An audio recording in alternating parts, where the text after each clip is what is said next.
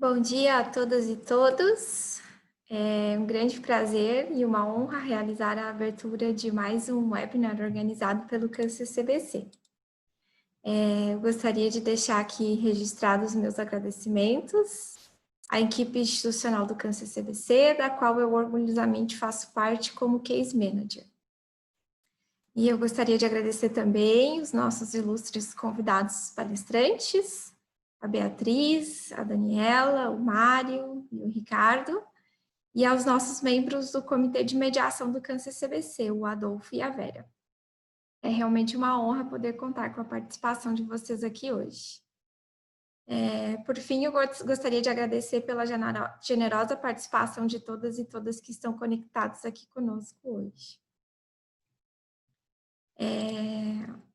Como o foco do nosso webinar hoje é a mediação, eu gostaria de ressaltar que a mediação experimenta uma expressiva ascensão, não só no Brasil, mas também como no Câncer CBC.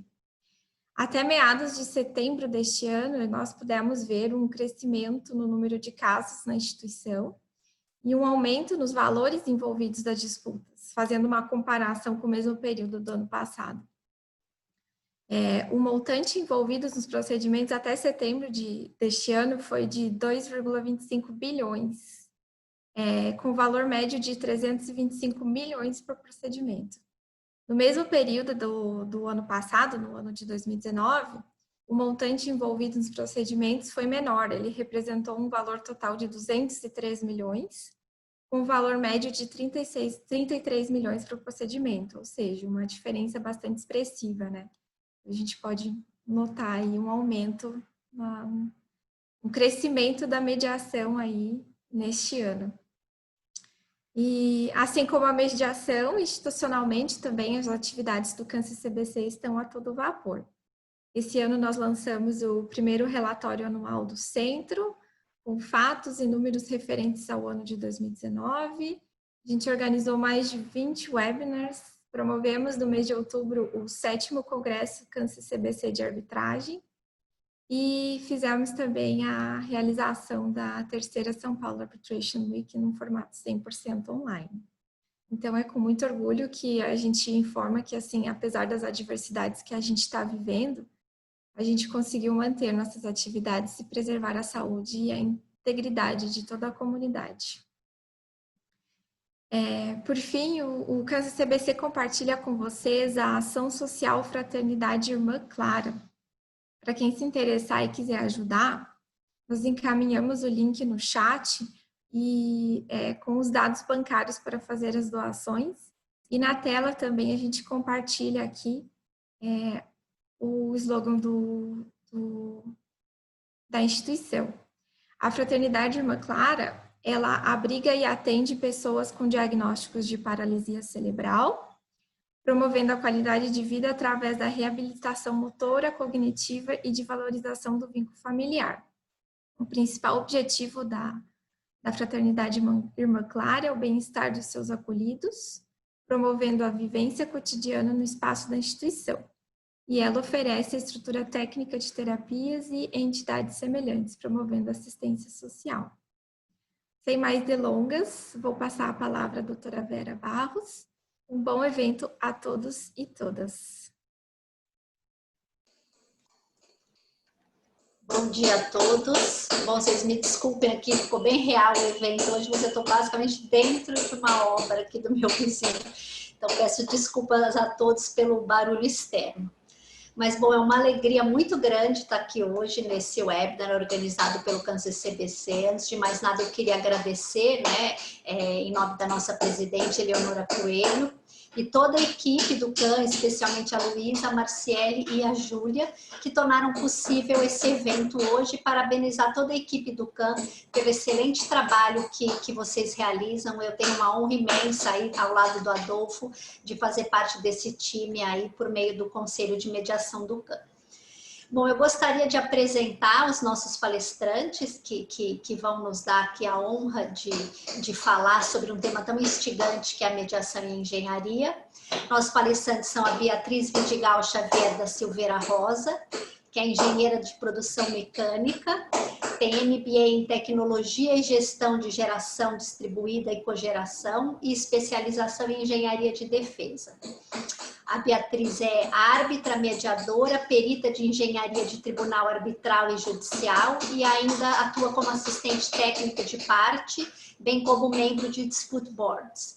Atua em casos judiciais e arbitrais nos setores de energia, edificações e construção civil, plantas industriais, transporte, meio ambiente, saneamento, entre outros, e é sócia de Taborá Energia e Negócios Limitada.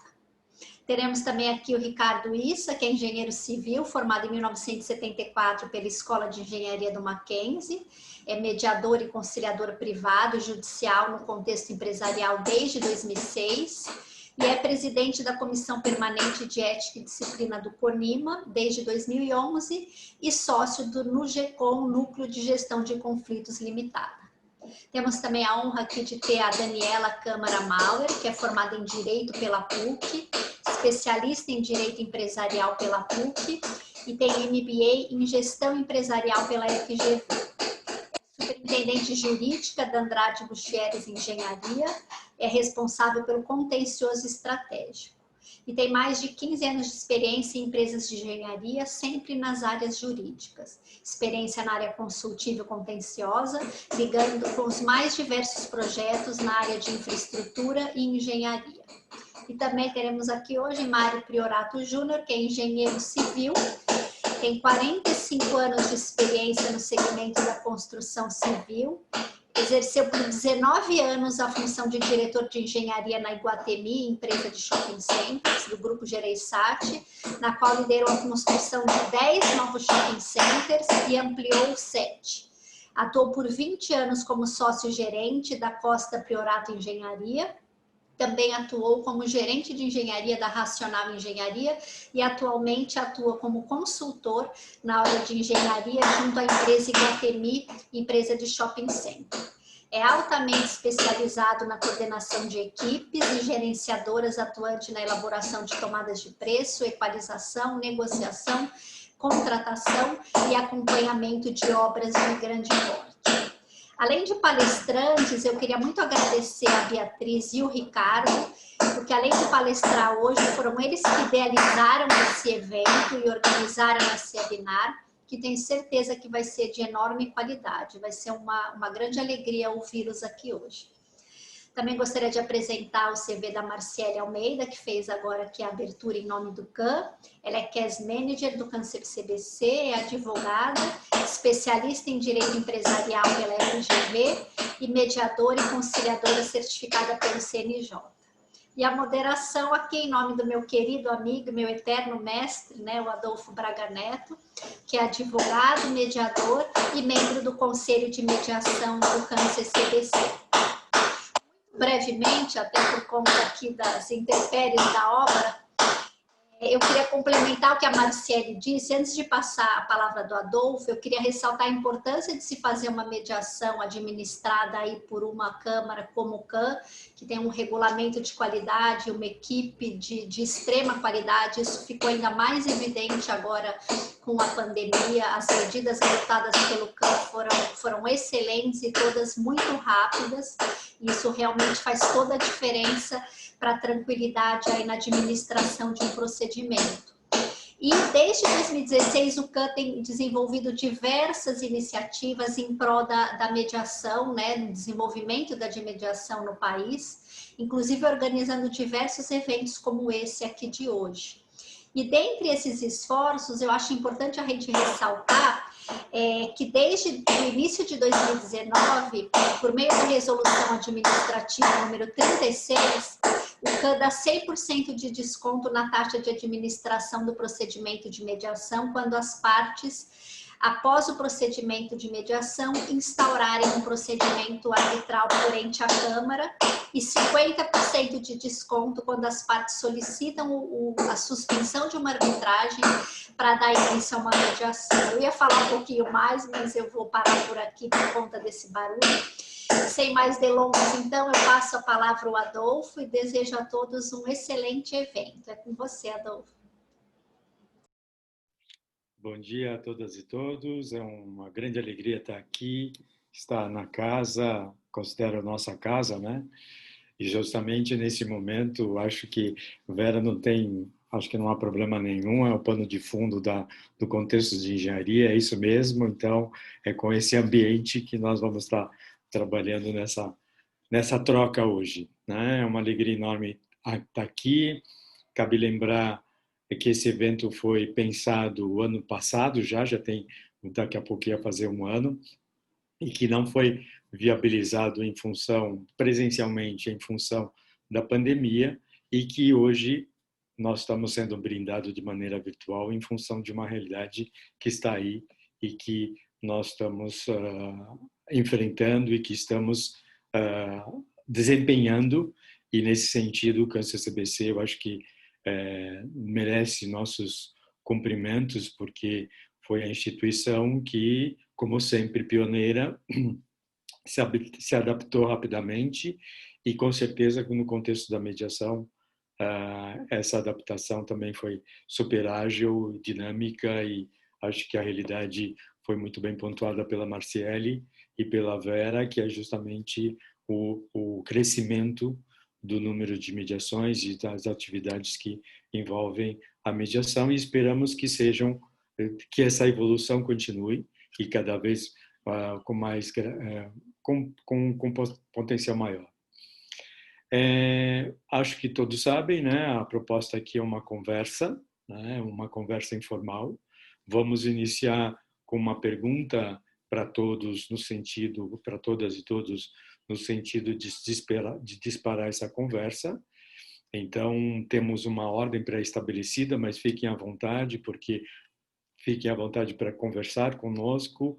Então, vou disparar algumas e a gente vai tentar aproximar a todos. A intenção é uma conversa informal para que haja a possibilidade de todos trazerem componentes, e acho que é muito importante para nós, como estamos num momento não somente de evolução, mas também de consolidação, creio eu, sempre sugestões, eventualmente encaminhamentos são super úteis para as instituições, porque quando falamos de mediação, estamos falando de uma atividade que é extremamente flexível e que está aberta ao atendimento da satisfação do cliente como um todo, né? Então, sem mais delongas, vou fazer uma pergunta geral, né? E acho que esse é o nosso foco principal, começando pela Daniela, no sentido de como o nosso foco é muito mais a percepção dos usuários,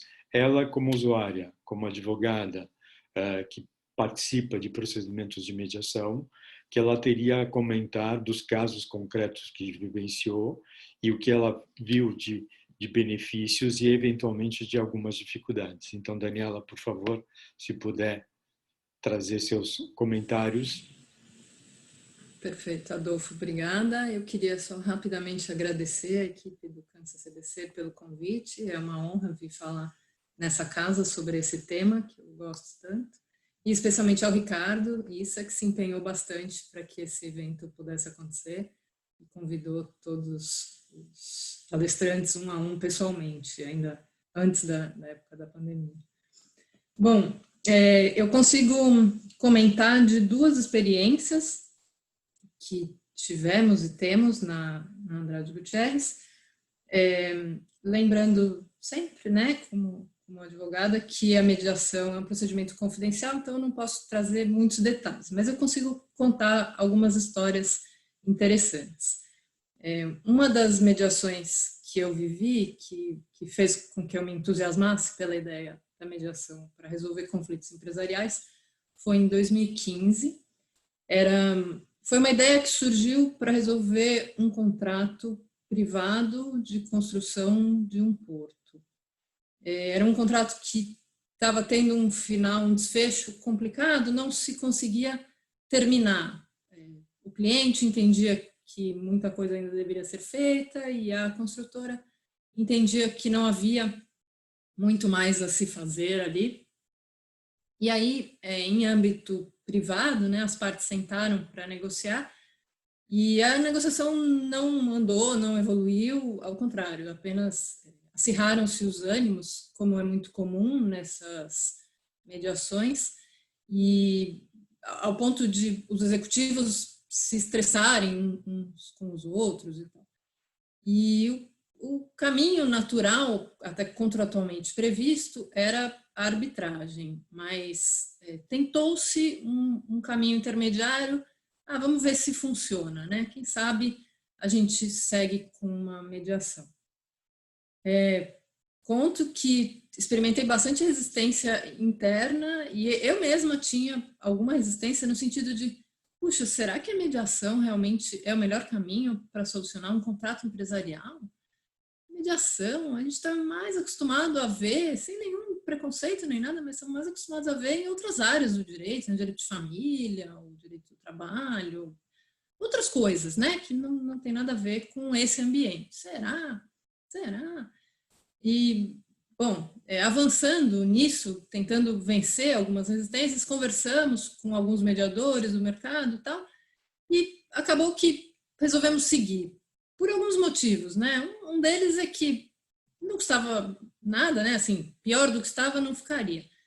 E também pelo custo, que não era muito significativo naquele momento.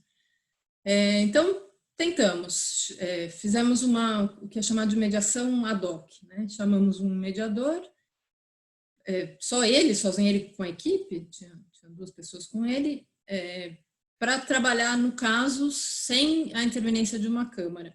Porque não havia previsão contratual, então criamos aquela solução. O próprio mediador nos apresentou um regulamento, foi discutido, negociado, assinado. E aí é que vem o mérito da mediação, né? Esse acirramento de ânimos, ele se mostrou presente, né, no início da mediação. As partes começaram a discutir. O mediador teve a habilidade de colocar todos numa sala conjunta para que cada um expusesse a sua versão do caso. E depois separar. Não, agora esse lado vai para cá, esse lado vem para cá. E ele habilmente conversava com um, conversava com o outro. Não, então por hoje tá bom, vamos voltar daqui 3 dias e tal.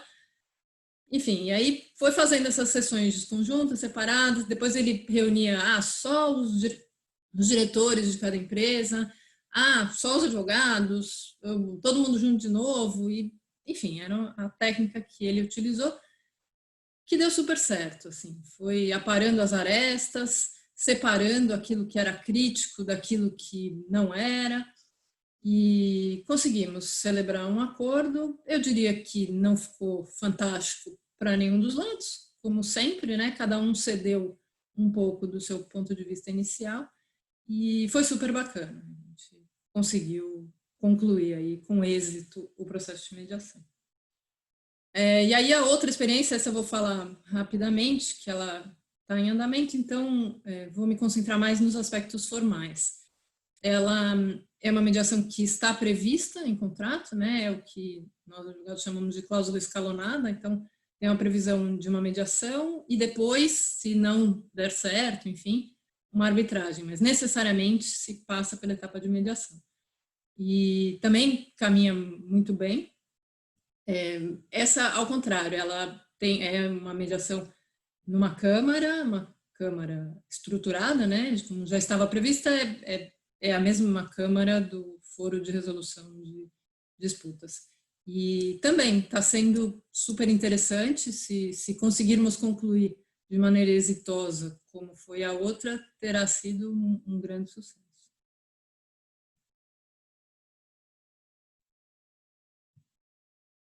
São experiências interessantes e que foram desenvolvidas em função, mesmo com resistência inicial, e depois perceberam algumas vantagens.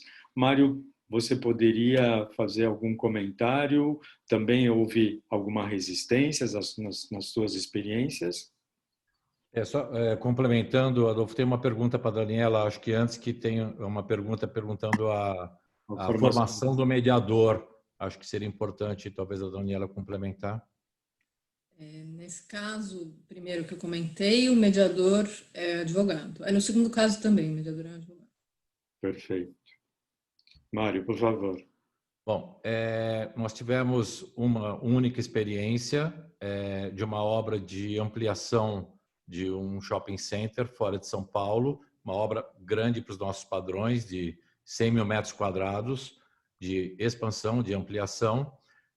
A obra, vamos dizer assim, da metade para o final, tiveram vários problemas, mas muitos problemas técnicos, e de negociações de adicionais, momentos de muito estresse no canteiro de obras, as equipes já não se falavam, tanto assim, a gente como contratante, a gerenciadora, a construtora, não conseguiam mais se entender. A obra, felizmente, também porque a gente partiu para essa decisão, a obra terminou, conseguimos inaugurar. A obra tinha uma data de inauguração marcada, né, dessa expansão do shopping, e sobrou, depois da inauguração, vários serviços a serem executados e um pleito muito grande por parte da construtora e da nossa parte, como contratante, uma lista de multas a serem aplicadas no contrato, né? Então, existiam duas contas, né, grandes de ambas as partes. A coisa foi crescendo. Durante a obra já eles se prepararam com um assistente técnico independente, nós também. Então, assim, as reuniões eram sempre com os assistentes técnicos, com os volumes imensos em cima da mesa, né? No primeiro item já se perdia 2 horas e não se chegava a nenhuma conclusão. A coisa tomou tamanho vulto que os presidentes das duas empresas fizeram uma reunião a portas fechadas e não chegaram a nenhum acordo. Então, não existia a previsão de mediação, só de arbitragem. Estávamos caminhando para uma arbitragem quando um colega nosso, que é do Instituto de Engenharia, sugeriu a tentativa de uma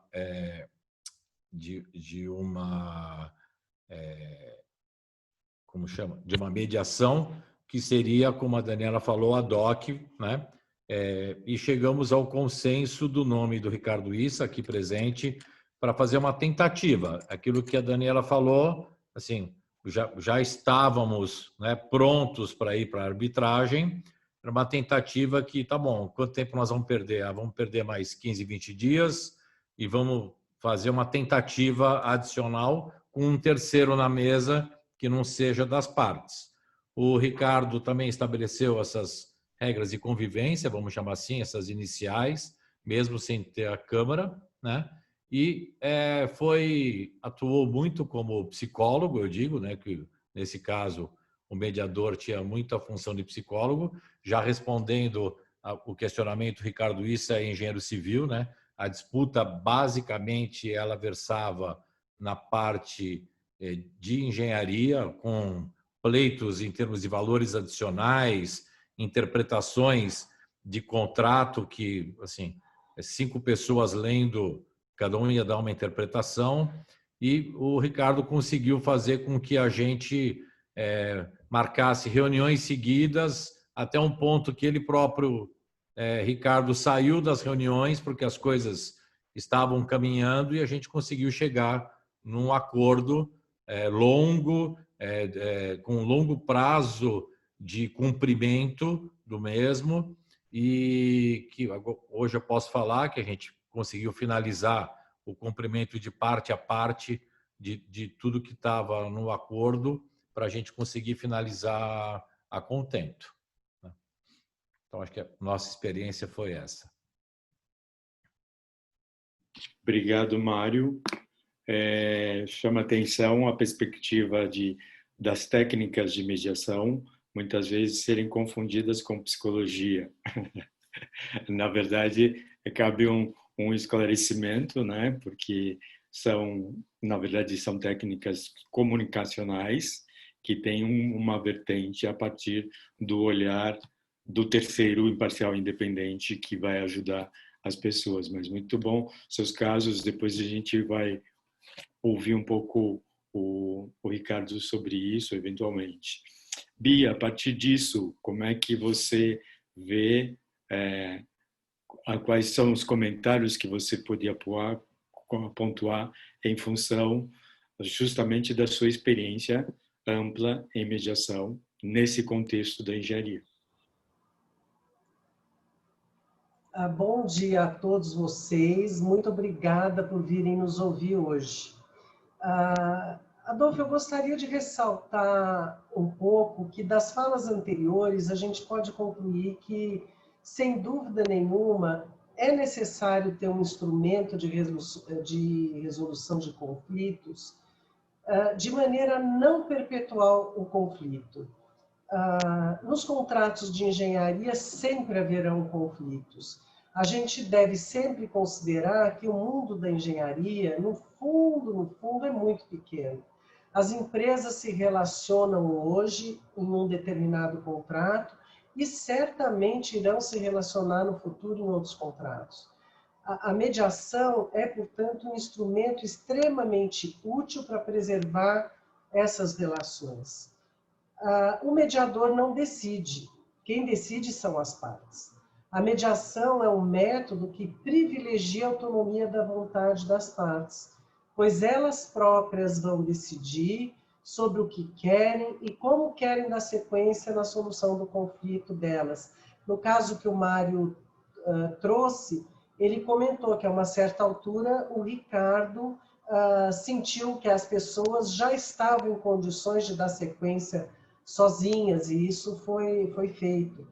A grande vantagem de se utilizar a mediação é justamente esse protagonismo das partes durante a busca pelo consenso.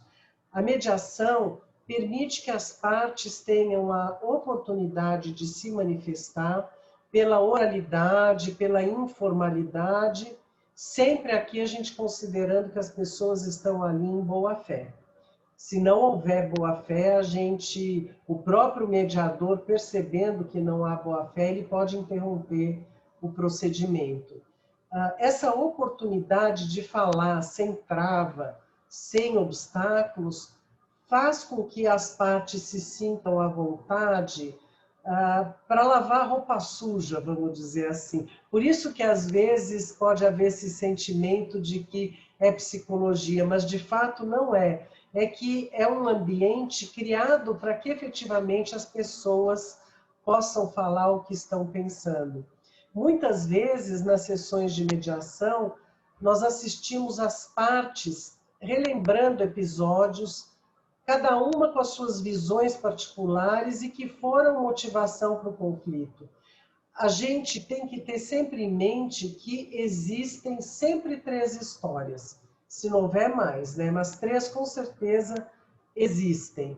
As 2 histórias contadas por cada uma das partes e a verdadeira. Para se chegar a uma solução, é necessário fazer com que as partes convirjam para a mesma história.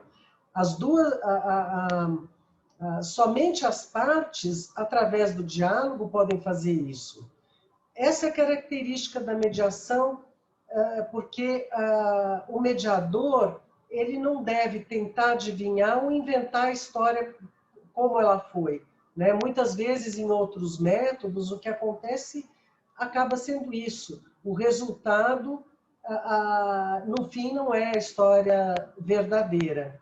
E as partes daí, elas acabam naturalmente construindo o acordo e ele vai ser efetivamente executado por elas, porque foram elas mesmas que construíram a solução. Um princípio relevante da mediação é a confidencialidade, que é muito importante para não expor os conflitos da empresa ao mercado. A confidencialidade da mediação é princípio previsto em lei. As relações continuadas e complexas do setor de engenharia, em que as empresas participam de vários contratos em posições distintas, uma hora ela é contratante, na outra hora ela vai ser subcontratada ou subcontratada. Essa confidencialidade ela precisa ser respeitada para que não se prejudique a imagem de uma determinada empresa e impeça que ela faça negócios no futuro, seja com a mesma empresa, oponente naquele caso, ou com outras empresas porque adquiriu uma determinada fama ruim, né, no mercado. Penso também que é importante a gente ressaltar a confiança das partes no mediador. Pelas duas falas que os testemunhos que nós ouvimos, a gente percebe essa confiança e que ela é fruto do mediador se manter independente e imparcial. O tratamento que o mediador dá às partes é sempre isonômico, respeitando a vontade delas. Acho que as experiências aqui relatadas permitiram que fosse solucionados a maior parte dos conflitos, fazendo que bem menos temas fossem adiante em uma arbitragem ou no judiciário, talvez nenhum tema, contribuindo para uma decisão mais rápida e menos custosa e tendo uma solução em tempo, né? Porque não adianta nada a solução chegar anos depois do conflito, quando o contrato já acabou, ou pior, o contrato foi interrompido por conta do conflito. Eu gostaria depois de ouvir um pouco os possíveis efeitos nesse sentido que tanto Daniela quanto Mário verificaram. Obrigada. Obrigado, Bia. Você pontuou alguns elementos que para a mediação são fundamentais e, no nosso modo de entender, são esses os inspiradores para os usuários, né? E aí, com base nisso, Ricardo, você gostaria de fazer algum comentário? Primeiro, agradecer a possibilidade de nós estarmos todos aqui conversando sobre esse assunto apaixonante, que é a mediação. Para mim, ainda a mediação na engenharia. Então, eu tenho a sorte de falar depois dos três que me antecederam, porque me dão a oportunidade de pontuar coisas que eu acho que são importantes. Primeiro, com relação à escolha, né, do mediador, realmente na engenharia, geralmente ele é um advogado ou um engenheiro. E quem acaba escolhendo o mediador, como é uma responsabilidade que acaba sendo jurídica, isso cai no jurídico das empresas, é o departamento jurídico. Então, o departamento jurídico consulta os engenheiros também, e foi onde eu tive a possibilidade de trabalhar no Iguatemi. No caso do Andrade Gutierrez, o departamento jurídico escolheu um advogado, muito bom mediador também, e tem vários muito bons. Então, nós temos geralmente advogados ou engenheiros nos casos. No caso do Iguatemi, o Mário fez um resumo muito bom. Eu, quando convidei, eu tinha em mente procurar mostrar para as empresas de engenharia que até as coisas que parecem mais complicadas, a mediação consegue ajudar a resolver. O Mário foi até modesto em dizer a obra era uma dificuldade enorme, com 3 subsolos, uma ampliação. Eu costumo dizer que uma ampliação é como você trocar o pneu de um veículo em movimento. Certo? Então, tinham todos os lojistas. Mas o Mário pode até detalhar um pouquinho isso, que era realmente uma coisa muito difícil. Tanto a estrutura do Mário e ele mesmo, a estrutura da construtora, o diretor de obras e a potência dessa construtora, são muito grandes. Então, se eles chegaram a um ponto de não conseguir continuar conversando, é porque o problema existia na forma de conversar, não na competência de resolver. Todos muito competentes. Então, para que as pessoas que não me conhecem saibam, na minha vida de engenheiro, por mais de 40 anos, eu trabalhei como prestadora de serviço na área de fundações. Eu trabalhei em duas das maiores empresas de fundações para a geotécnica e a Tecnogel. Então, eu prestei serviço para muita gente, para muitas empresas. Tinha prestado serviço já para o Mário, e tinha prestado serviço para a construtora. Então, um detalhe já que eu colocaria é que no termo de mediação, nós colocamos essa informação. As duas partes sabiam que eu já os conhecia, para que aquilo que a Bia falou, a imparcialidade, etc., as pessoas tivessem já formalizado, elas sabiam que eu ia ser imparcial, apesar de conhecer e de ter trabalhado para os dois, certo? Então, é o que eu chamo de dever de revelação. O mediador tem que ter como os árbitros. Quer dizer, olha, eu conheço, eu já trabalhei para ele. Isso acontece, inclusive, no judicial. Muitas vezes eu sou convidado a fazer uma conciliação e eu conheço uma das partes da engenharia, eu digo isso. Nem sempre a outra parte se incomoda, porque a mediação, como a Bia que bem colocou, ela não decide, né? O mediador, ele não é um membro de dispute board, ele não faz recomendações, ele não arbitra, ele não é um perito, ele não julga os pareceres dos peritos. Então, quer dizer, nós tínhamos, no caso do Iguatemi, 2 laudos muito bons, empresas excelentes. E o mediador não estava lá para dizer se o laudo era bom, se era ruim.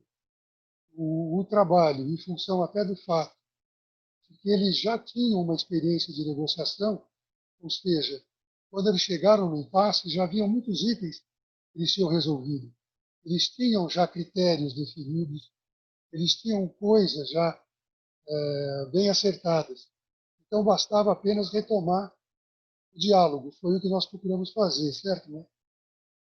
Então, eu digo para as empresas de engenharia, nessa área de fundações, eu convivi muito com um diretor de uma outra grande empresa de fundação, que era o Clibas, o Dr. Clibas, que já faleceu.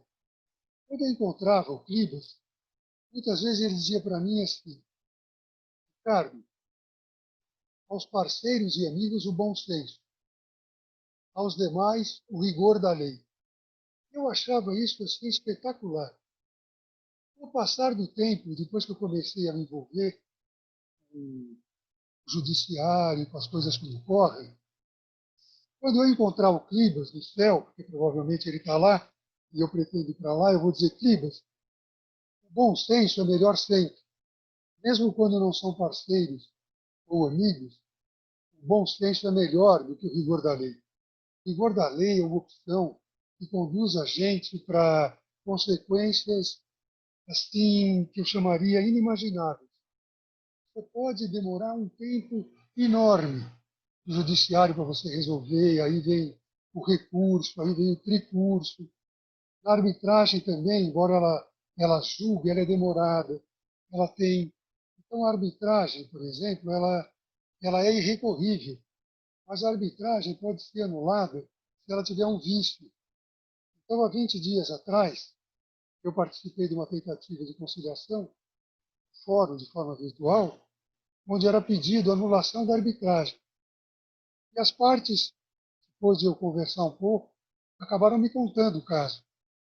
E eu ouvindo aquilo, eu falei: meu Deus do céu, esse problema ele está numa conversa dos sócios, dos dois lados, que não deviam ter levado para esse caminho, o benefício deles, né? Então, eu acho que a mediação ela é uma solução, tudo que nós ouvimos, que me antecederam, uma solução perfeita como tentativa.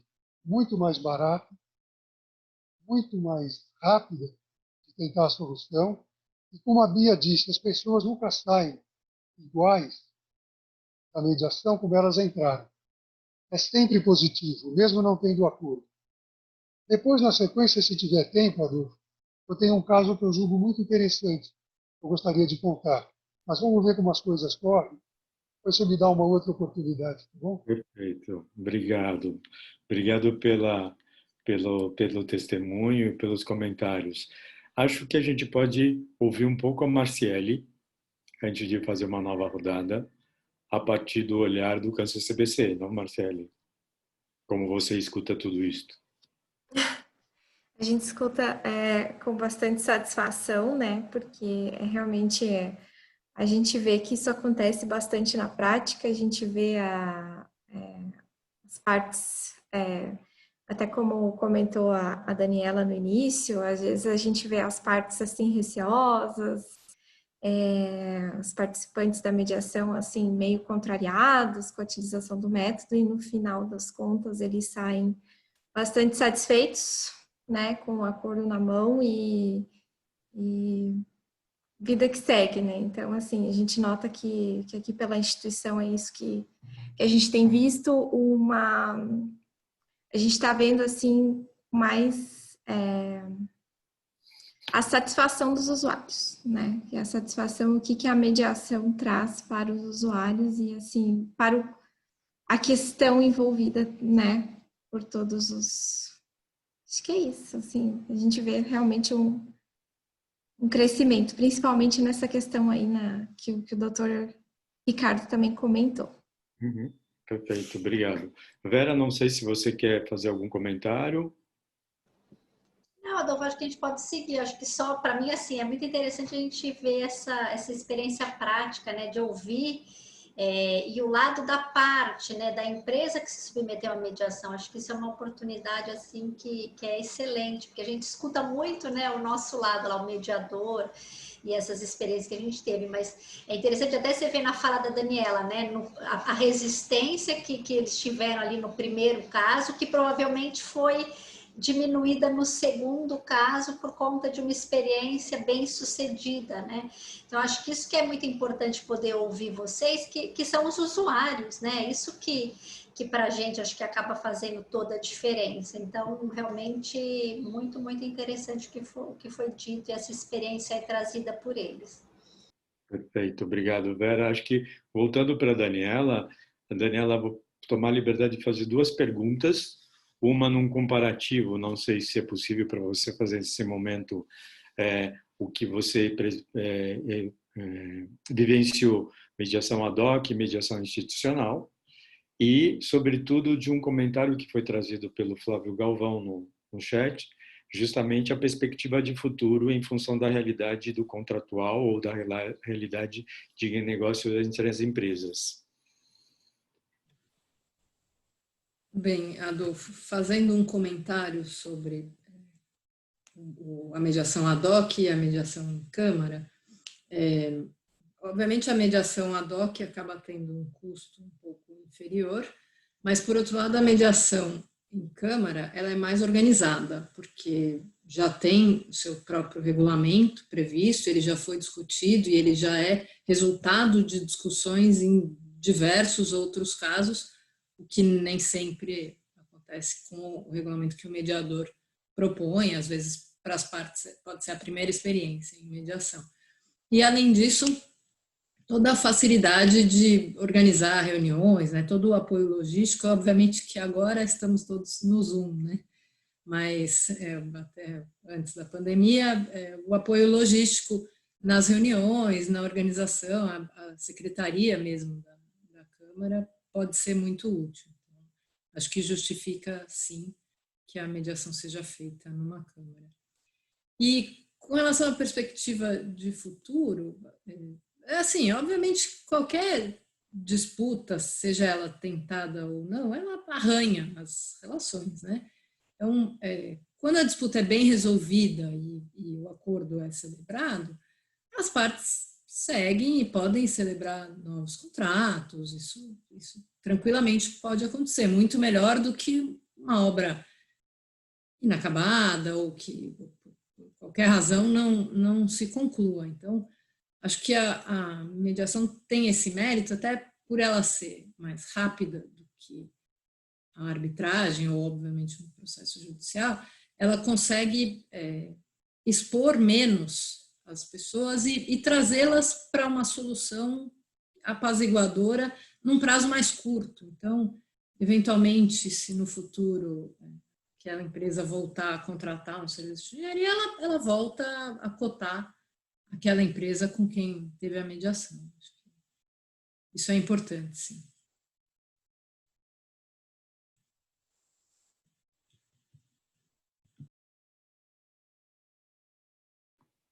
Perfeito, obrigado, Daniela. Vamos voltar então para o Mário. porque pelo que a gente pode observar dos comentários de todos, e é uma frase que eu hoje tenho adotado muito, a mediação aparentemente não, acho que na realidade não tem contraindicação.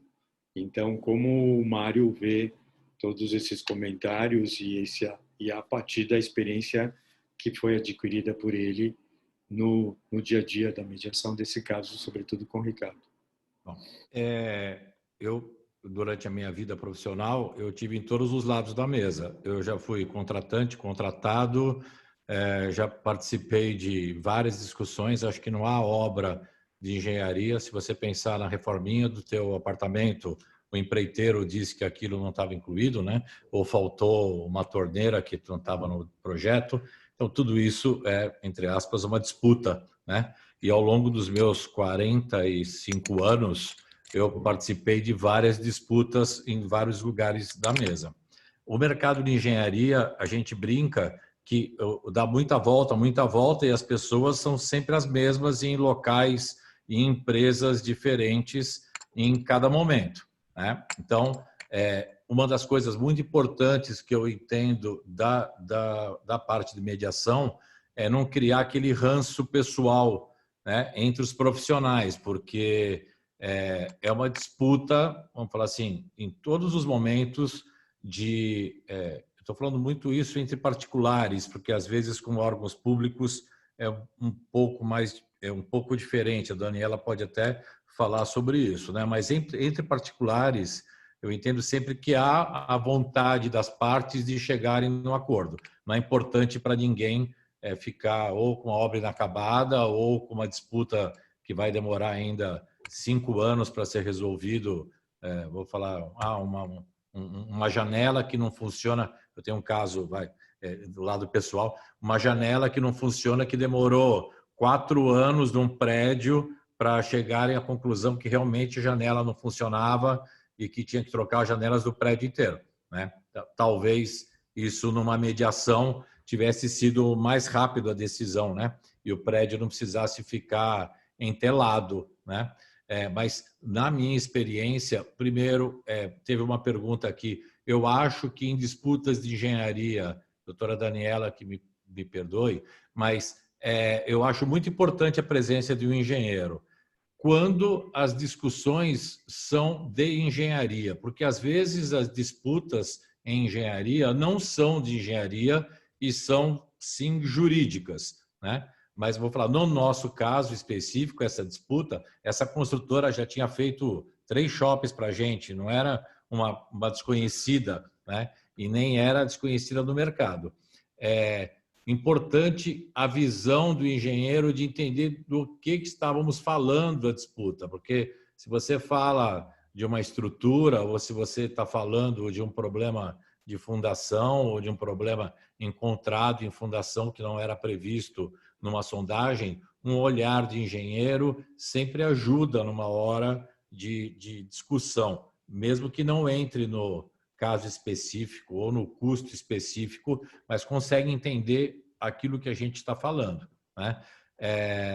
Acho muito importante a abertura que a mediação dá para que as partes voltem à mesa, porque obra sempre tem o estresse, as pessoas físicas envolvidas, né, nas obras vão se cruzar provavelmente em outras empresas, em outras obras, né, ao longo das suas carreiras, e é importante que não fique esse ranço, né, de disputa.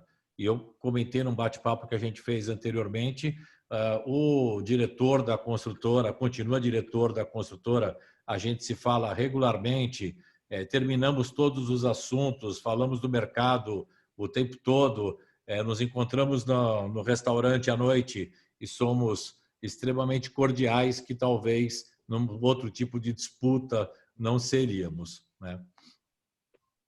Perfeito, com certeza. Obrigado, Mário.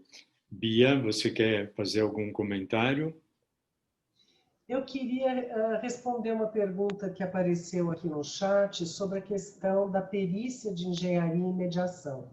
Eu acho importante falar um pouco sobre isso, porque, no caso da mediação, a perícia serviria para as próprias partes, quer dizer, não é uma perícia gerada para o convencimento do mediador, porque o mediador não vai tomar decisão de nada, mas as partes vão tomar a decisão.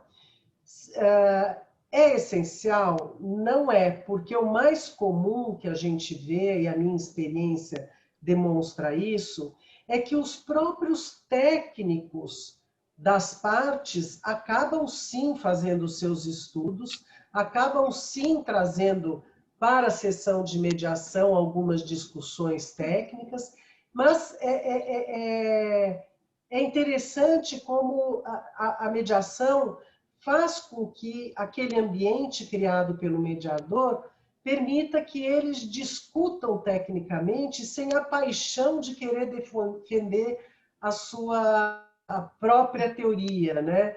Então, eles vão trazer os elementos técnicos, vão fazer os estudos particulares em cima dos elementos técnicos que as duas partes trouxeram, e com isso ajuda a clarear para eles mesmos o caso.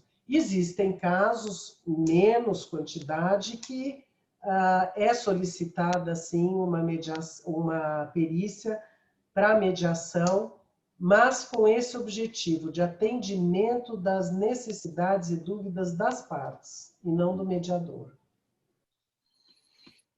Perfeito. Não sei se o Ricardo quer agregar algum comentário a respeito desse tema, porque eu sei que você gosta também desse tema. Gosto bastante. A Bia levantou a bola, então. Eu penso o seguinte: se o mediador, no caso de engenharia, for um contador ou um advogado, os laudos periciais não vão ter importância nenhuma. No caso da engenharia, como foi meu caso, por exemplo, no Iguatemi, como foi o meu caso em outros lugares, eu gosto de ter acesso aos laudos como tive. A gente chama em sessões de cálculos. É quando você tem as reuniões separadas, que a Daniela estava se referindo.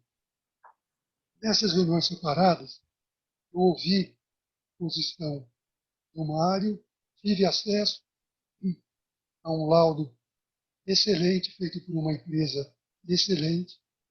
Depois eu tive uma reunião de cálculos com uma construtora, só que é do café, viu, gente? Então, tive essa reunião de cálculos, também uma perícia muito bem feita, por uma empresa espetacular também. Mas eu usei essas informações apenas para eu entender quais eram os interesses das pessoas e não as suas posições.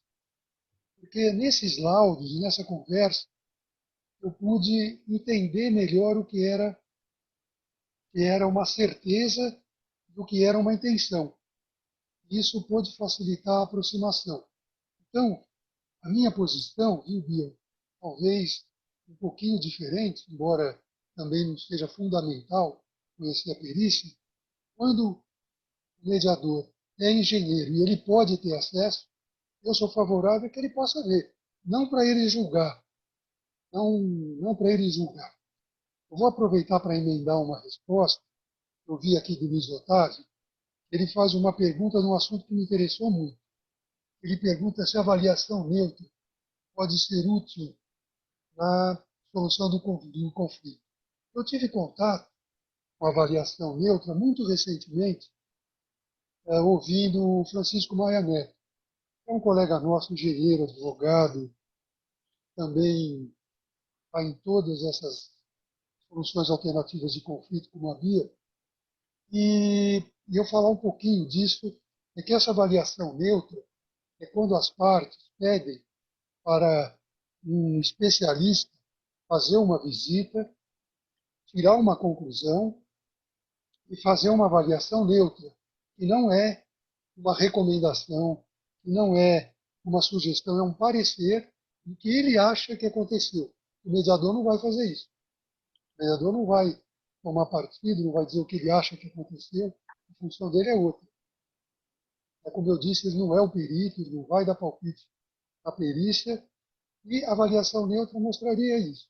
Eu tenho um pouquinho de dúvida, embora eu ache esse elemento útil, talvez para resolver o conflito em outro momento, porque vai aparecer uma opinião de um terceiro no momento que a gente está procurando fazer uma conversa amigável. Vai aparecer alguém para dizer, olha, eu acho que você está certo e você está errado. Mas essa é uma opinião minha, sem nunca ter vivido a experiência. E a gente ter uma opinião sem nunca ter vivido essa experiência é uma coisa que me deixa um pouco inseguro.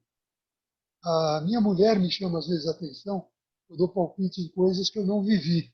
Ela fala, você não viveu isso, você não pode ter tanta certeza. Eu falo, você tem razão. Então fica essa colocação, essa observação, de que é uma outra possibilidade de ser utilizada durante a mediação. Uhum. Adolfo, posso complementar, por favor? Sim, por favor, a ideia é vocês fazerem comentário quando acharem.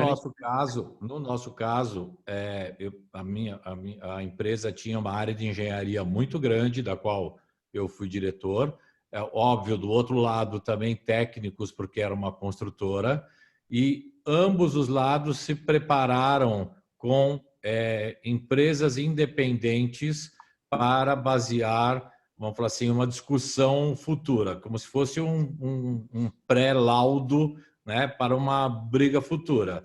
E foi aquilo que eu falei, né? A gente contratou uma empresa muito competente de São Paulo, que produziu 4 volumes, né, de documentos, fotos, desenhos, né, e conclusões. E do lado da construtora também, pegou uma empresa, inclusive, de fora de São Paulo, também muito competente. As duas já tinham atuado, as duas empresas, como assistentes técnicos, peritos e tudo mais.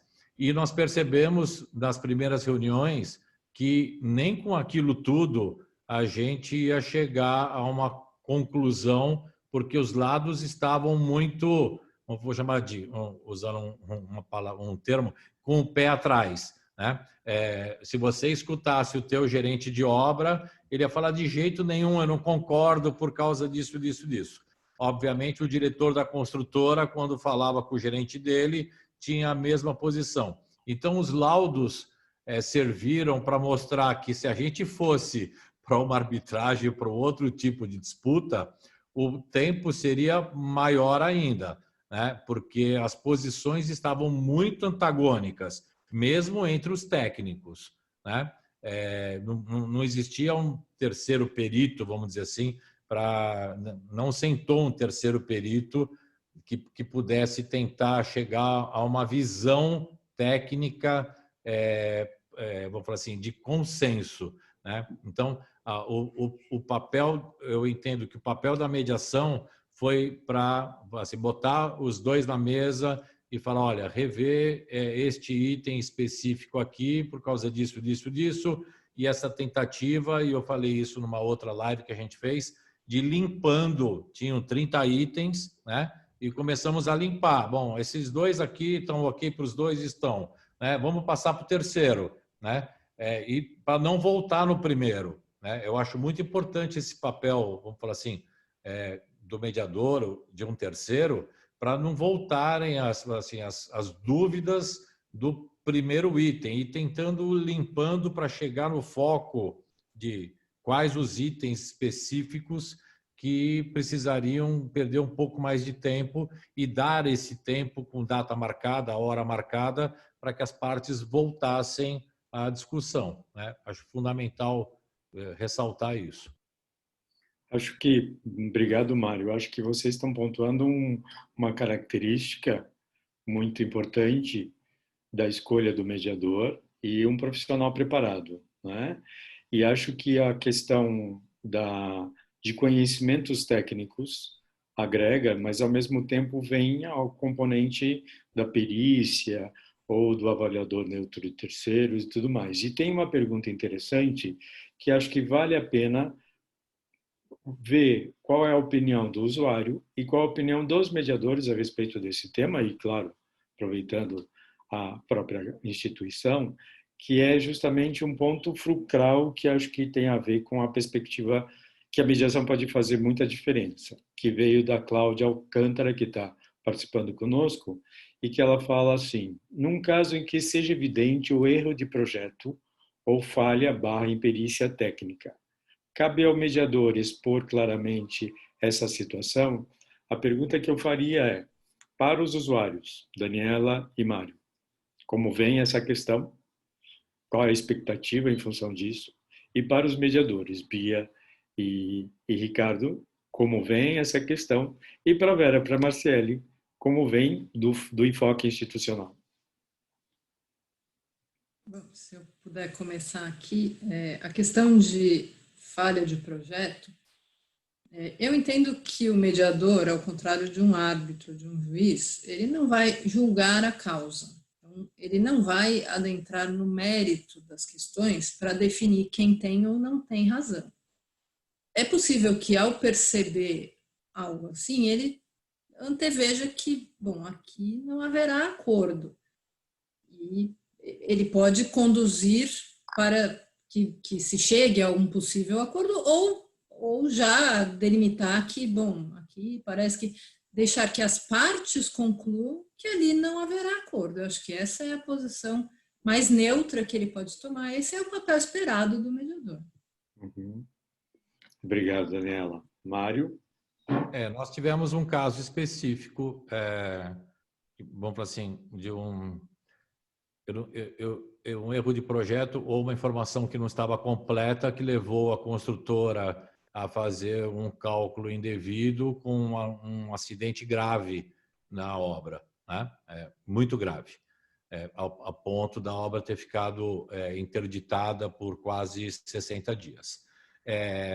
E, assim, como existiu uma perícia, né, externa com relação a esse assunto, esse era um dos assuntos de disputa ao final da obra, né? Porque para o bem da continuidade da obra,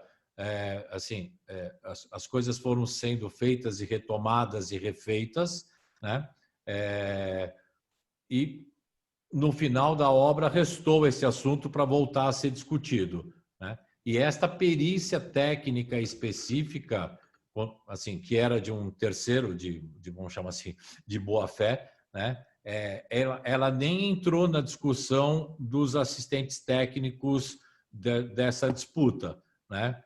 Então, essa perícia foi utilizada no momento que a gente foi fazer a mediação, de falar, bom, estamos seguindo a perícia e, em decorrência da perícia, assim, os valores são esses, as dívidas são essas, e aí sim, algumas consequências dessa perícia ainda foram discutidas da parte financeira, né? Mas eu acho que a realização ou a confirmação de um erro de parte a parte, né? Se tiver um perito independente que possa afirmar isso, de boa fé, eu sempre digo, né?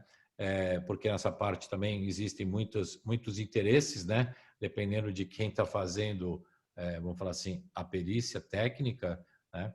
Se for uma perícia independente, ela pode ser útil no momento da discussão da mediação, como referência, né? Não como prova, vamos dizer assim. Perfeito. Obrigado, Mário. Pela ordem, Bia?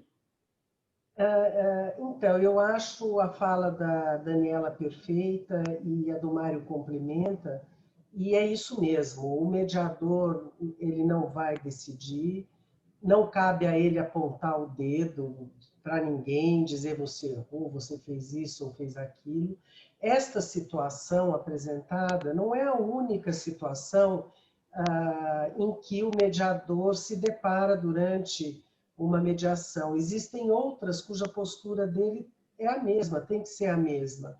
Por exemplo, ele verifica que as partes estão indo para um caminho de fazer um acordo que é inviável para uma delas cumprir. Então, qual é o papel dele? Ele, sem julgar, ele tem sim a obrigação de conduzir as perguntas que ele vai fazer de maneira que as partes comecem a raciocinar e automaticamente vão verificar que aquilo daquela forma não seria possível e as próprias partes acabam buscando um outro caminho. Então, a minha resposta direta para a pergunta da Cláudia é não, porém, o mediador tem obrigação, sim, de conduzir perguntas de maneira que as próprias partes possam concluir aonde exatamente elas estão e por caminho, e quais caminhos elas podem ou devem seguir. Obrigado, Bia. Ricardo? Eu queria aproveitar, essa pergunta, ela é bem interessante, que ela tem a ver com o caso que eu ia contar, engenharia. Então, eu queria saber se todo mundo tem paciência de ouvir outro caso que pode esclarecer até outros pontos. Temos É um tempo, meu caso que caro. me entusiasmou muito. Então, vocês se preparem que vai ser um pouquinho mais longo do que vocês esperam. Mas, em 2013, então vocês imaginam, faz bastante tempo, eu já tinha um escritório de gestão de conflito e meu sócio naquela ocasião era só o Henrique Neme, que é filho do Paulo Neme, que muita gente conhece da área de engenharia. O Henrique é advogado, tem 40 anos, faz um filho.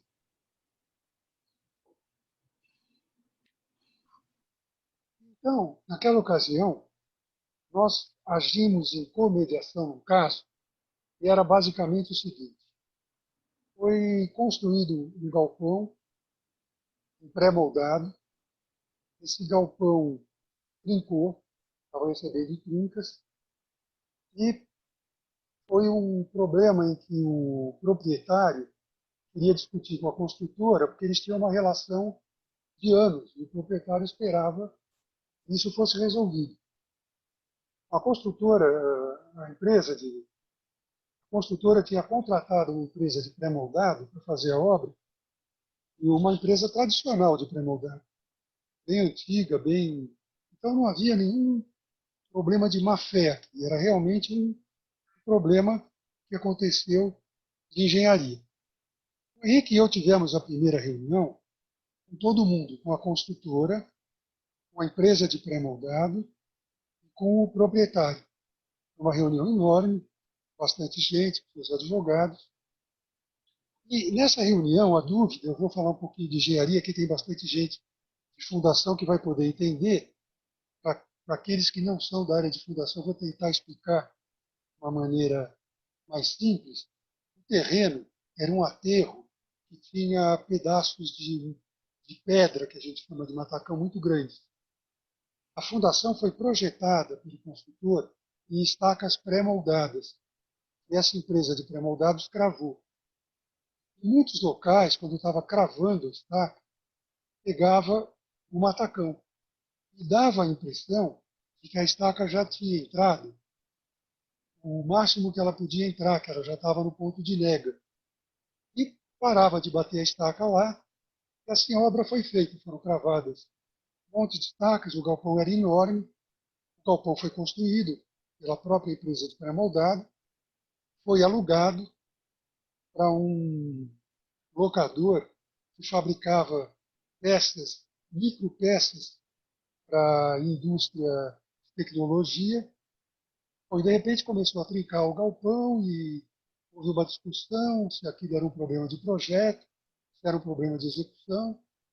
E nessa reunião, os consultores das duas partes, na área de fundação, nós temos a figura do consultor, que é aquela pessoa que faz o projeto para a construtora ou para a indústria, etc., que diz qual é a fundação que vai ser usada, como é que ela vai ser feita, etc. Os consultores começaram do contratante e da construtora, começaram a discutir se haviam sido feitas sondagens suficientes para detectar esses matacões.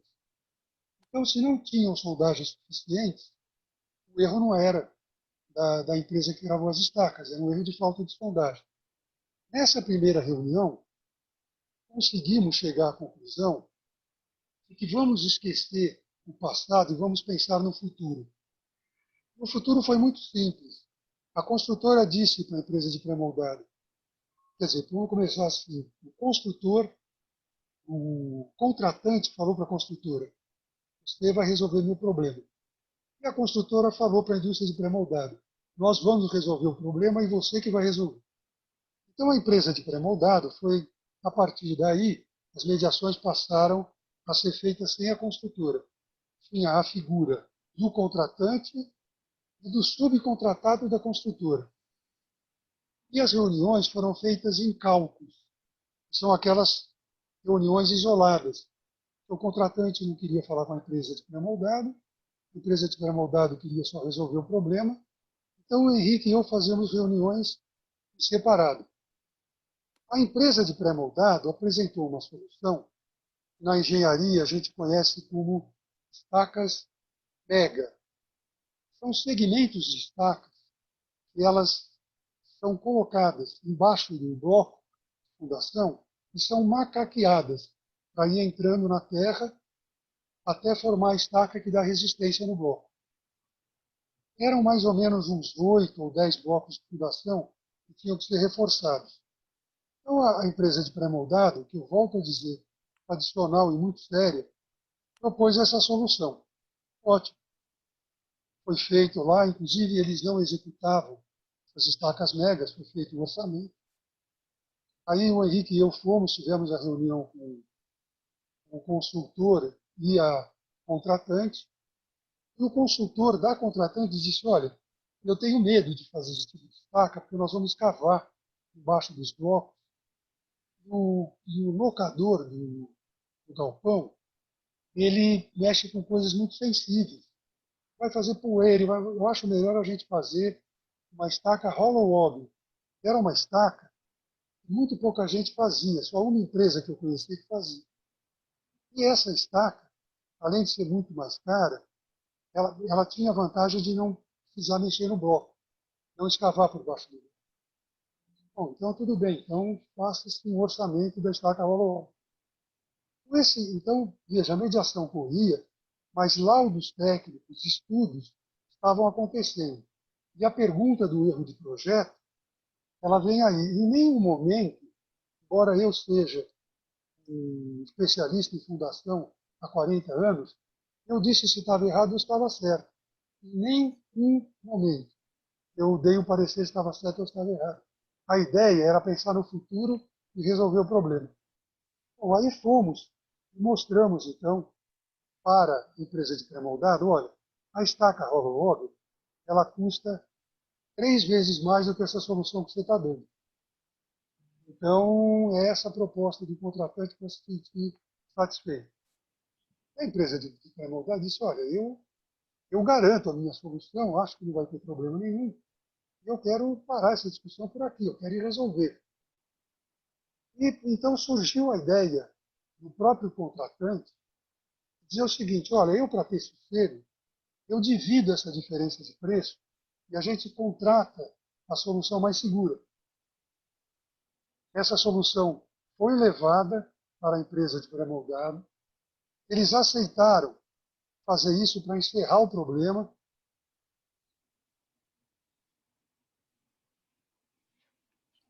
Ricardo, você fechou seu microfone, foi cortado. Você tocou em algum ponto aí. Está mutado.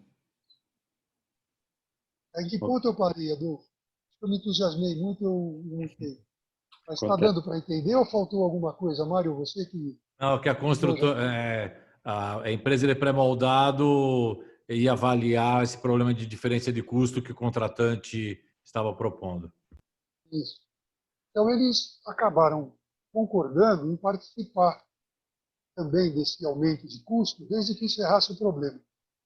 E o Henrique e eu fomos para uma última reunião, então, com o contratante, com essa proposta de dizer, olha, a empresa de pré-moldado concorda com você, vamos fazer, mas eles querem dividir o custo, 2/3, 1/3, alguma coisa dessa ordem. Eu insisto, independente do projeto estar certo, de ter problema no projeto, de quem era a culpa, estava se chegando à solução. E aí, nesta reunião, a advogada do contratante colocou a seguinte posição. Muito bonito, mas eu não quero. Por quê? Eu quero a construtora, se ela fizer a solução dela, se a empresa de pré-moldado fizer a solução dela, eu tenho uma extensão de garantia do contrato. Então, é uma visão jurídica. Ela teria mais 5 anos de garantia do que ia acontecer no galpão. Então, embora a solução fosse, digamos, mais segura na visão deles, ela preferia que isso não acontecesse. E o contratante, eu me lembro que um pouco constrangido, virou para mim e para o Henrique, sem saber o que dizer, e eu lembro que eu disse para ela o seguinte: olha, o seu advogado é seu advogado há mais de 10 anos, deve ser por mais 15 ou 20. O Henrique e eu entramos aqui na sua vida faz 2 meses, 2 meses e meio, e daqui a pouco você não vai ver a gente nunca mais. Então pensa, eu acho que o seu advogado merece crédito. E é o que eu acho disso, né? E só para vocês saberem, a construtora fez, correu o risco, não teve problema nenhum, está lá o prédio, está tudo resolvido. Então, não sei se, acho que ajudou a responder a pergunta, e eu contei esse caso que eu acho que é muito legal. Perfeito. Obrigado, Ricardo. Nós estamos perto, temos 15 minutos, então, Marcele, desculpa, se você puder fazer seus comentários, aí a gente já peço para fazer os comentários finais, em função dessa tua da pergunta que foi formulada, e aí depois a gente passa para os demais para apresentarem suas palavras finais. Perfeito. Eu não tenho muito o que pontuar, o que já foi bem. A gente percebe que na prática da instituição o que foi relatado aí pela Beatriz, pelo Mário, pelo Ricardo, pela Daniela é o que realmente acontece diante de uma situação aí de um impasse, de um laudo dessa natureza. A gente sempre percebe que o mediador acaba tentando trabalhar em cima da realidade fática e passa a buscar, juntamente com os medianos, uma solução, uma gama de opções criativas, né, de uma possível solução. Então, eu acho que já foi muito bem pontuado com eles. E como bem falou a Beatriz, sem apontar o dedo para ninguém, e sempre buscando o futuro da relação, como bem falado pelo Ricardo. Acho que esses são o que a gente percebe que acontece realmente na prática. Perfeito. Obrigado, Marcele. Vamos para as palavras finais, depois eu devolvo a palavra para a Vera, é isso? Daniela, por favor. Ótimo, obrigada. Bom, de novo, só agradecer pela participação, acho que foi ótimo trocar experiências. Eu diria só como conselho para quem nunca viveu uma mediação e tem a oportunidade de fazer isso, que ela seja bem conduzida, né? O mediador tem a experiência, enfim, isso é importante. E é importante estabelecer um prazo. A mediação não pode ficar indefinidamente seguindo. É bom que seja previsto um prazo já desde o início. Obviamente que o prazo pode ser renovado, né? Quando é por interesse das partes, é por interesse das partes. Mas é importante ter isso. No mais, acho que é uma excelente forma de solução alternativa de conflitos. Espero que se amplie cada vez mais. Obrigada a todos. Obrigado, Daniela, por estar conosco. Mário? Da mesma forma, muito obrigado pelo convite, da participação. A mediação, no caso o único caso que eu vivi, ela foi benéfica, ela foi positiva, ela conseguiu resolver um conflito que esperava-se muito mais complicado do que ele finalizou, né? A previsão em contrato, ela pode ajudar para ser um passo anterior, mas acho que a boa vontade das partes também em chegarem, ou quem já participou, ou ser uma ideia pode ajudar, como a Daniela falou, o primeiro contrato dela não tinha previsão e este novo já tem a previsão de mediação, né? Então, acho que pode ser uma solução futura para todos os contratos, eu digo sempre os de boa fé, né? Se os dois estiverem interessados em resolver o problema. E eu concordo com a Daniela, tem que ter prazo, porque senão a coisa pode ficar indefinida e não é o objetivo da mediação, né? Muito obrigado a todos. Perfeito. Obrigado, Mário. Bia? Bom, obrigada ao Câncer CBC pelo convite, a você, Adolfo, e os colegas aqui que compartilharam comigo. Tanto a Daniela quanto o Mário tocaram nesse finalzinho na questão do prazo. Realmente é muito importante você ter a perspectiva, né, do final. Lembrando apenas, o Mário falou rapidamente sobre a mediação em que um lado é privado e o outro é administração pública. Eu só lembraria aqui que estes prazos, no caso de uma das partes ser administração pública, eles têm que ser mais cuidadosos, respeitando as necessidades da administração pública, né? Então, e é importante também que o mediador seja, em todos os casos, seja privado ou com administração pública, seja experiente, no caso de engenharia, que conheça a questão técnica também, porque ajuda. Então, muito obrigada a todos. Obrigado, Bia. Ricardo? Você está sem o som, né? Tem que abrir. Eu me perco um pouquinho com isso. Bom, eu quero agradecer a CAN, agradecer a todos comigo, agradecer principalmente a Daniela e ao Mário, que vieram dar um testemunho e ajudou demais as pessoas a entenderem. Eu espero que tenha sido útil para todos aqueles que assistiram.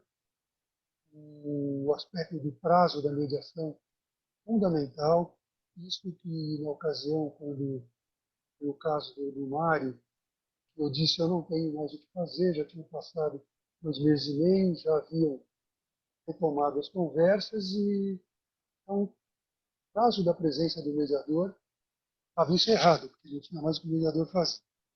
Eu queria pedir, Adolfo, tem uma pergunta aqui, que ficou sem resposta, e eu sei de quem é, que depois você se envolvesse com ela, a gente troca uma ideia, para responder para ele, de Lucas, onde ele pergunta quais seriam as melhores práticas em relação ao procedimento de conciliação, em especial em relação às reuniões entre o conciliador e as partes. Além disso, qual o grau de informalidade que seria admitido no procedimento? Eu sei que é bastante importante isso, porque eu sei o caso. Então, depois a gente... Lucas, nós vamos dar uma atenção para isso, eu vou pedir para o Adolfo se envolver pessoalmente, porque ele tem condição de responder isso melhor do que todo mundo. Bom? Muito obrigado, gente. Obrigado, Ricardo. De qualquer forma, isso é pressuposto na mediação, né? Eu queria também, antes de passar para a Vera, agradecer vocês terem aceitado o convite para estar conosco. Queria parabenizar o Câncer CBC pela iniciativa e dizer, na qualidade de um defensor da mediação, talvez até militante da mediação, que, como conclusão que eu tiro, e aí acho que a Vera vai se reportar melhor, no contexto da engenharia, o que vocês estão demonstrando para mim é que a maioria dos casos, e isso a gente tem vivenciado no dia a dia, que são decorrentes da finalização de contratos, da oneração de contratos, né? Mas vocês mostraram casos que foram justamente decorrentes da execução. Quer dizer, o contrato está em vigência. Né? Esse é um viés muito importante que muitas vezes a mediação, pela flexibilidade, pela confidencialidade, pode promover um outro olhar, mesmo na vigência do contrato, e talvez ajudar a corrigir certos caminhos que estavam levando para outros caminhos eventualmente mais conflituosos. E queria avançar com isso, porque, como eu falei, e volto a insistir, acho que essa frase tem muito sentido para mim, que a mediação não tem contraindicação, seja econômica, seja social, seja política, seja jurídica, né?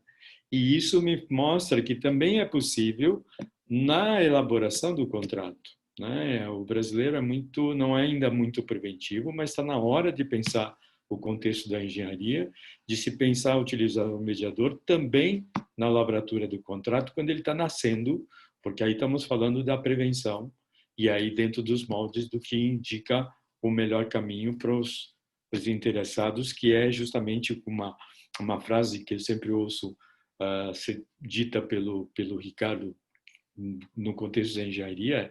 Uma obra, quando ela nasce, ela é feita justamente para que seja concluída dentro dos prazos que foram estabelecidos, né? Então, ao contingenciamento de questões que vão aparecer, que são naturais, na verdade, são momentos de dificuldades, né? Então, é esse o objetivo, e acho que a mediação contribui muito para isso, pelo fato de trazer a perspectiva da realidade. Com isso, encerro a minha fala e agradecer mais uma vez a oportunidade e passo para a Vera. Espero que sei o barulho, mas o barulho faz parte, né, Vera, do contexto. Vamos ver se o contrato de engenharia permite aqui o final da minha fala, né? Bom, eu acho que ressaltar realmente isso que o Adolfo disse agora na fala dele, foi excelente ouvir todos vocês. É muito interessante a gente ver esses contrapontos, né? Do usuário com a fala do mediador e até a visão institucional da Marciele. Então, acho que foi muito interessante o evento, porque eu acho que ele foi muito... ele atingiu ali todos os pontos, né? Eu concordo com a Daniela muito nessa questão do prazo. Eu realmente acho que é uma coisa muito importante para a gente atentar, para a gente não ficar com aquelas negociações, aquelas mediações intermináveis, né? Especialmente em contratos de engenharia, que tem muitos detalhes, muitas questões para serem discutidas. Acho que é importante a gente fazer aí uma delimitação de prazo e de procedimento, né? Também achei importante essa fala da Daniela de que na mediação institucional se tem ali uma organização maior. Acho que esse suporte é importante, né? Acho que dá também uma tranquilidade maior para todo mundo. E também queria ressaltar do Mário, achei muito interessante, Mário, sua fala de resolver aquelas questões em etapas, em fases e concluir cada tema. Até para a gente pensar, eventualmente, em se limpar uma futura arbitragem, né? Porque muitas vezes a mediação talvez ela não consiga resolver tudo, especialmente nesse tipo de contrato em que tem muitos detalhes a serem discutidos e muitos conflitos. Às vezes a mediação ela pode ser útil até para limpar a área para uma eventual futura arbitragem. Então, se resolver às vezes as questões mais simples e deixar para a arbitragem só aquilo que de fato é mais complexo e mais difícil de resolver. E acho que assim, para terminar, acho que ficou muito claro hoje que os contratos de engenharia, eles são realmente contratos permeados pela informalidade e são poço de conflito, né? Se alguém quiser que atuar na mediação com o meu vizinho, eu agradeço. E justamente esses conflitos que acabam acontecendo sempre entre os mesmos interlocutores, né? É muito comum essas empresas estarem sempre negociando entre si, fazendo contratos e obras conjuntas. Então, acho que a mediação tem todo um diferencial aí para ajudar a resolver esse tipo de conflito.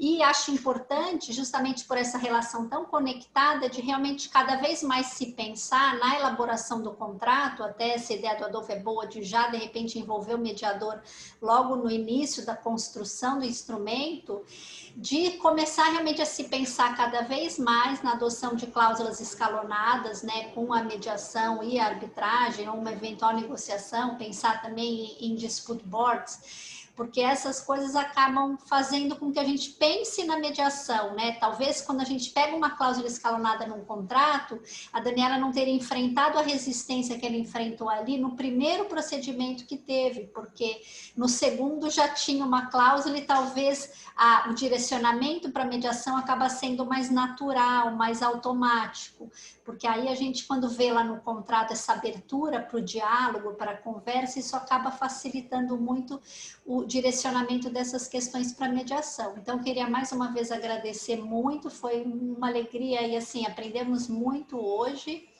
E agradecer a disponibilidade de todos vocês, nossos palestrantes, agradecer ao CAN-CCBC por nos dar esse espaço para falar e para ter essa troca, agradecer todos os participantes, a gente vê aqui vários amigos entre os participantes, então é muito bom ter vocês aqui para a gente poder discutir esses temas que são tão importantes e tão caros para a mediação.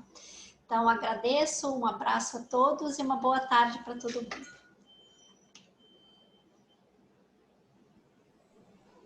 Tchau, tchau. Obrigada.